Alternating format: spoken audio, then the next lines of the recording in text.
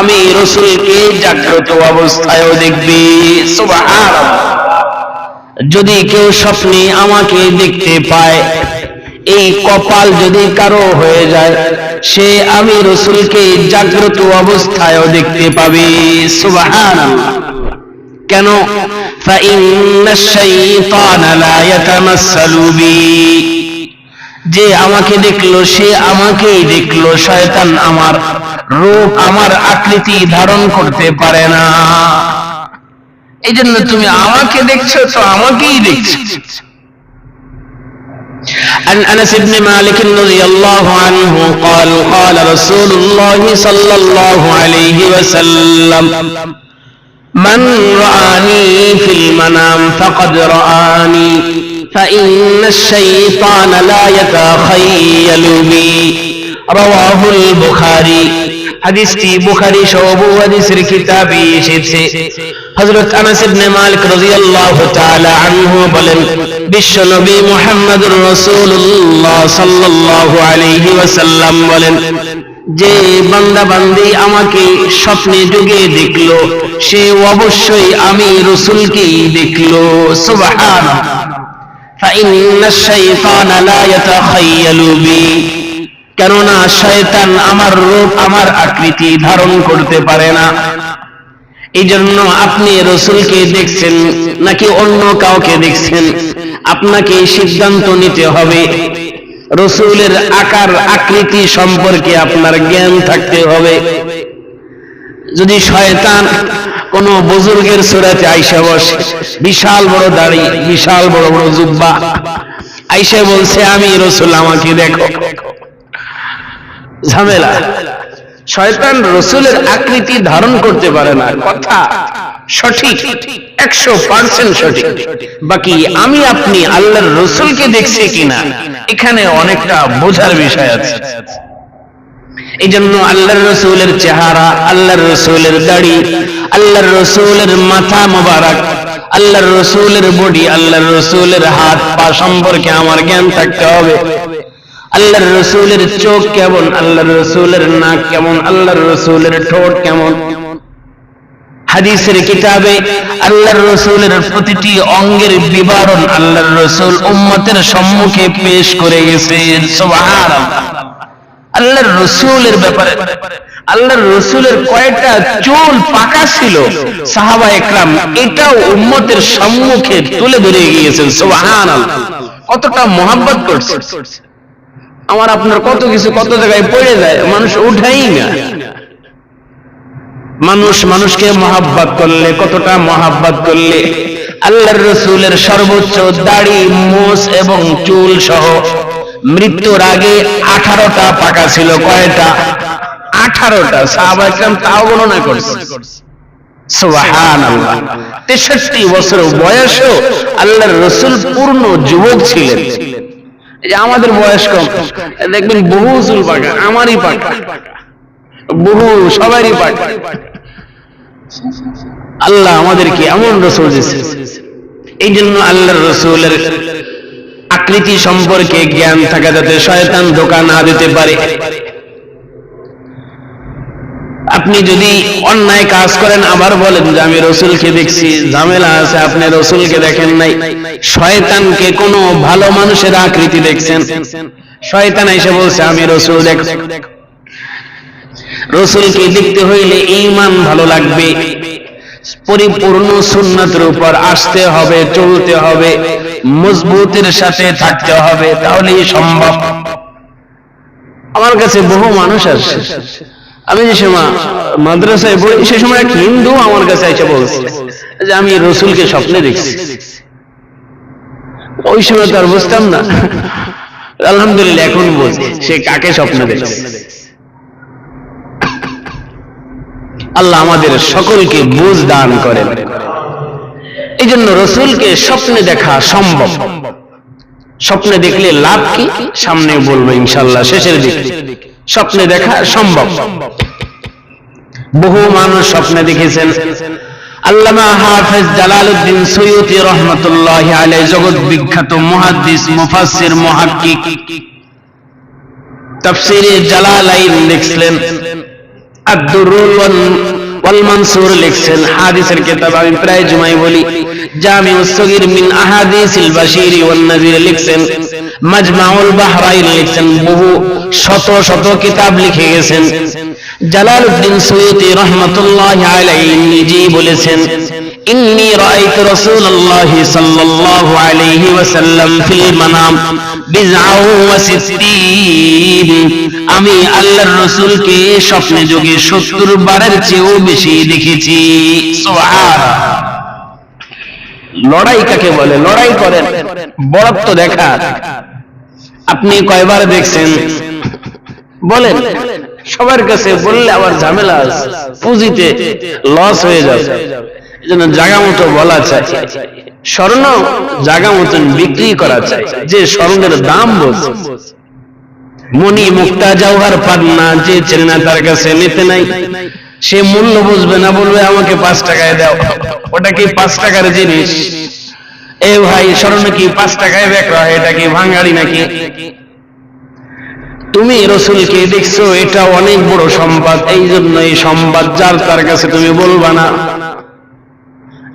এই সম্পদ যেখানে সেখানে প্রকাশ করতে নাই, তোমার পুঁজিতে লস হয়ে যাবে, পরে কানবা কানবা কি করলাম। এই জন্য স্বপ্ন কারো কাছে সবার কাছে বলতে নেই, আল্লাহর রাসূল নিষেধ করেছেন।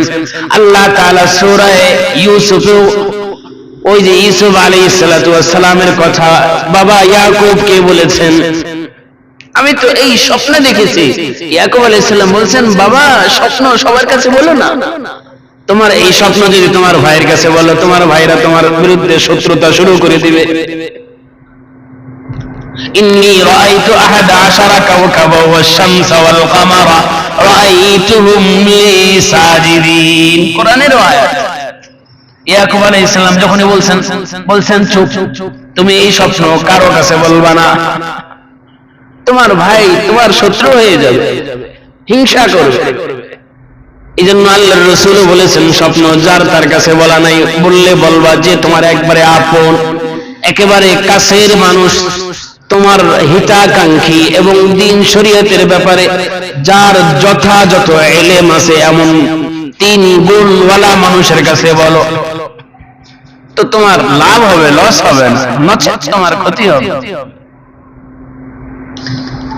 তো বহু মানুষ দেখেছে, তো আল্লাহর রাসূলকে স্বপ্নে যুগে দেখা সম্ভব। 1 নাম্বার, আমি আগেও বলেছি, শরীয়তের পক্ষ থেকে নির্দিষ্ট কোনো আমল নেই, যে কোনো আমলের মাধ্যমে দেখা যায়। বাকি আমাদের পূর্বসূরীরা যেই সমস্ত আমলের মাধ্যমে দেখেছে, আমি বিশেষভাবে 5টি আমল বলবো।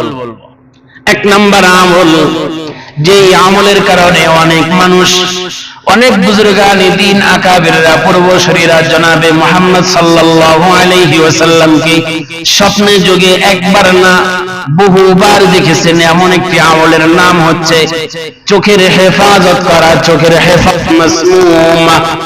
ফামান তারাকাহা মিন খাউফিল্লাহ আসাবাহু আল্লাহু আযজা ওয়া জাল ঈমানা ইয়াজিদু হালাওয়াতাহু ফি কলবি। রাওয়াহু মুস্তাদরাকে হাকিম। হাদিসটি মুস্তাদরাকে আলা সাহিহাইন হাকিমে এসেছে।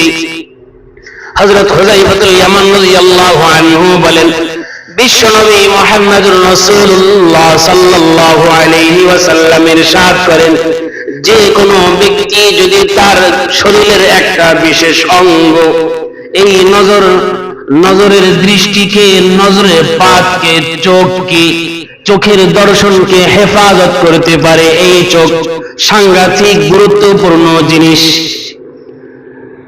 আন-নজরু সাহমুন মিন সিহাবি ইবলিস মাসমুমা। এই মানুষের চোখ ইবলিসের বিষাক্ত, যার মাধ্যমে মানুষকে ইবলিস শয়তান ঘায়েল করে। বিষাক্ত তীর সমূহের মধ্য থেকে মানুষের চোখ একটা ইবলিসের একটা ধারালো অস্ত্র, একটা ধারালো তীর। তীর দিয়ে যেইভাবে মানুষকে, পশুকে আঘাত করা যায়, অনুরূপ ভাবে ইবলিস শয়তান খারাপ মানুষ চোখের মাধ্যমে মানুষকে বশ করতে পারে। ওই যে নজর লাগে, নজর শুধু মানুষের না গাছেরও লাগে। ওই যে গাছের ফল নষ্ট হয়ে যায়, ফল ধরে না। আল্লাহর রাসূল বলেন নজর অনেক সাংঘাতিক জিনিস, নজর এটা অনেক সাংঘাতিক জিনিস। আল্লাহর রাসূল হাদিসের মধ্যে বলছেন আল্লাহ তাআলার তাকদীরকে যদি কোনো জিনিস যদি ফেল করাইতে পারতো, যদি প্রতিহত করতে পারতো, যদি এমন অপশন যদি থাকতো, নাই যদি থাকতো, তো মানুষের চোখের এমন পাওয়ার ছিল। চোখ এত সাংঘাতিক জিনিস। এই জন্য আল্লাহর রাসূল বলেন ইবলিসের বিষাক্ত ধারালো তীর সমূহের মধ্যে থেকে মানুষের চোখ একটা ইবলিসের তীর। ফামান তারাকাহা, যে ব্যক্তি এই খারাপ দর্শনকে, খারাপ দৃষ্টিকে, খারাপ নজরকে মিন খাউফিল্লাহ, আল্লাহ তাআলার ভয়ে ছেড়ে দিল। আমি খারাপ জিনিস দেখব না, আমি খারাপ কোনো জিনিস দেখব না, আমি খারাপ কোনো দৃশ্য দেখব না, খারাপের দিকে তাকাবো না, আমি কোনো খারাপ কোনো কিছু আমি দেখব না। যদি কোনো ব্যক্তি এই কারণে বেঁচে থাকে, মিন খাউফিল্লাহ, আমার মালিক এটা হারাম করেছেন, আমার ভয় হয়, আমার খুব লজ্জা হয়, আল্লাহ আমার সাথে আছেন, ফেরেশতারা আমার সাথে আছেন, কিভাবে আমি খারাপ দৃষ্টি দিই। আল্লাহর রাসূল বলেন ইয়াজিদু হালাওয়াতাহু ফি কলবিহি আসাবাহুল্লাহু আযজা ওয়া জাল ঈমানা, আল্লাহ তাআলা তাকে এমন ঈমান দান করবেন, এমন কলব দিল দান করবেন, দুনিয়ার মধ্যে থেকে সে সব কিছুর মজা পাবে। সুবহানাল্লাহ। ঈমানের মজা পাবে, আমলের মজা পাবে। আমরা পাই না, অবশ্যই ফেসবুকের মজা পাই, গানের মজা পাই। এই জন্য যেখানে গান বেশি, লোক বেশি, যাত্রায় লোক বেশি, মাহফিলে লোক কম, মসজিদে লোক কম, সিনেমা হলে লোকের শেষ নাই। মজা পায় ওখানে, মজা পায় এখানে, মজা নাই। কেন? ওই যে মজা পাওয়ার জিনিসই তার নাই। মানুষ যেই পাত্রে দুধ রাখে সেই পাত্রে কিন্তু মানুষ ময়লা রাখে না। পাত্রই ভিন্ন, জিনিসই ভিন্ন। খারাপ জিনিসের জায়গা একটা, ভালো জিনিসের জায়গা আর একটা। খারাপ জিনিস ভালো জায়গায় থাকে না, ভালো জিনিস খারাপ জায়গায় থাকে না। জিনিসই বলে দেয় আমাকে কোথায় রাখবা। স্বর্ণ মানুষ ঘরের বাহিরে রাখে না, লাকড়ি ঘরের বাহিরে থাকে। যেই জিনিসের মূল্য কম সেই জিনিস ঘরের বাইরে থাকে। দামি জিনিস শুধু ঘরে না, ঘরের মধ্যে ঘর, ঘরের মধ্যে ঘর, আলমারি, আলমারির ভিতরে আরো বহু কিছু আছে। লকআউট, লকআউট, লকআউটের ভিতর থাকে। আল্লাহর রাসূল বলেন এমন যদি ঈমান কারো থাকে, আল্লাহর ভয়ে সে খারাপ দৃষ্টি যদি না দেয়, আমি তাকে এমন ঈমান দান করব, সে দুনিয়ার জীবনে সব কিছুর মজা পাবে। সুবহানাল্লাহ।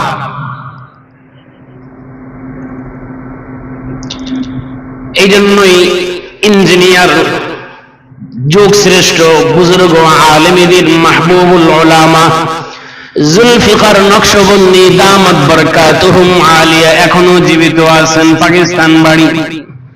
আলেম আবার ইঞ্জিনিয়ার, যেমন তেমন ইঞ্জিনিয়ার না, নাম বহু বড় ইঞ্জিনিয়ার। পৃথিবীর বহু প্রান্তের বহু শিক্ষকদের শিক্ষক, এখনো উনি জীবিত আছেন। জুলফিকার নকশবন্দি দামাত বরকাতুহুম আলিয়া বলেন আমি যখন কলেজে লেখাপড়া করেছি, কলেজ লাইফে আমি যে আমল করতাম, বিশেষভাবে একটি আমল করতাম, নজরের হেফাজত করতাম। আমি আমার কলেজ লাইফে, কলেজ অবস্থায়, ভার্সিটি না, উনি কলেজের কথা বলেছেন। আমি যখন কলেজে পড়ি, কলেজে পড়াশোনা করি, আমি নজরের হেফাজত করতাম, নজরের হেফাজত করতাম। কলেজ পড়াকালীন সময় যখন আমার বয়স 30 হয় নাই, এই 30-এর মধ্যে আমি আল্লাহর রাসূলকে 100 বারের বেশি স্বপ্নে যোগে দেখেছি। সুবহানাল্লাহ। কয়বার? 100 বার। উনি এখনো জীবিত আছে, মুরব্বী হয়ে গেছে। আল্লাহ হযরতের হায়াতকে আরো বেশি বরকত দান করেন, আমিন। হুজুর কতটা নজর হেফাজত করতেন, হুজুর নিজেই বলেছেন, আমি নিজেই শুনেছি। হুজুর বলেন, আমি এত পরিমাণ নজর হেফাজত করি যে আমার খালাকে, আমার খালা পর্যন্ত আমি চিনি না।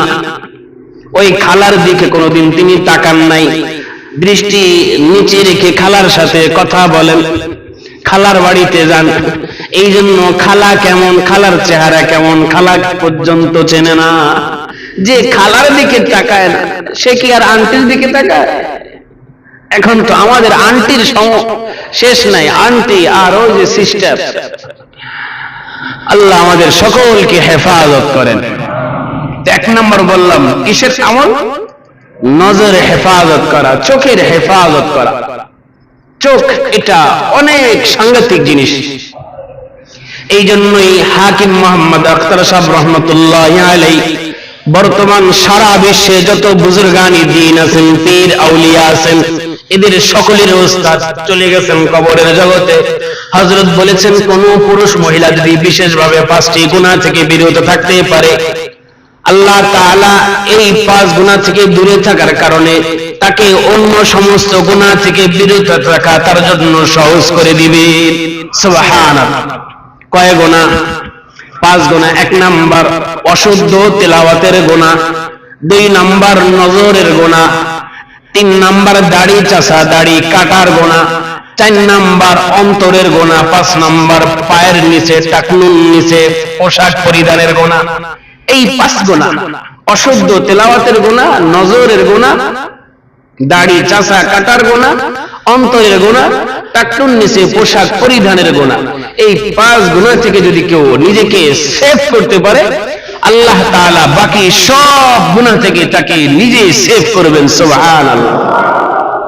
এজন্য নজর অনেক বড় সাংঘাতিক জিনিস। এই জন্য মুহাদ্দিসিন ইকরাম বলেন, নজর হইতেছে মানুষের বর্ডার। যদি মানুষের ভিতরে শয়তান যদি ঢুকতে চায়, শয়তান যদি মানুষের ভিতরকে শেষ করতে চায়, তো একমাত্র এই বর্ডারের নাম হচ্ছে মানুষের চোখ। মানুষ শয়তানের ভিতরে প্রবেশ করে, শয়তানকে প্ররোচনা দেয় চোখের মাধ্যমে। এই জন্য যারা জন্মবন্ধ তাদের এই শয়তানের প্ররোচনা কম, তারা বাজে চিন্তা করতে পারে না, দেখেই নাই। এই জন্য শুনবেন না যে কোন কবি যে জন্মন্ধ, শুনছেন যে চোখে দেখে না, সে কি হতে পারে না? কবি হতে পারে না। দেখা চাই, দেখলে না সে কল্পনা করবে, কল্পনা করলে সে ভালো জায়গা দিয়ে ছন্দে ছন্দে কবিতা তরঙ্গ সে মিলাবে। যে দেখি না সে আবার কি কবি? হ্যাঁ, আল্লাহ যদি কাউকে দিয়ে দেয় এটা আলোচনার বাহির। অন্ধ এরকম কোন কবি নেই। এক নম্বর আমল হচ্ছে নজরের হেফাজত করা। এর মাধ্যমে আল্লাহর রাসূলকে স্বপ্নে দেখা সম্ভব। আরেকটি আমল, যদি কেউ তেলাওয়াত বেশি পরিমাণে কোরআনের সাথে প্রেম থাকে, সময় পাইলেই যদি কোরআন তেলাওয়াত করে, এই কোরআনের তেলাওয়াতের মাধ্যমেও আল্লাহ তাআলা রাসূলের দিদার স্বপ্নে যুগে তাকে ঘটাইয়ে দিবেন। সুবহানাল্লাহ। عن أنس بن مالك رضي الله عنه قال قال رسول الله صلى الله عليه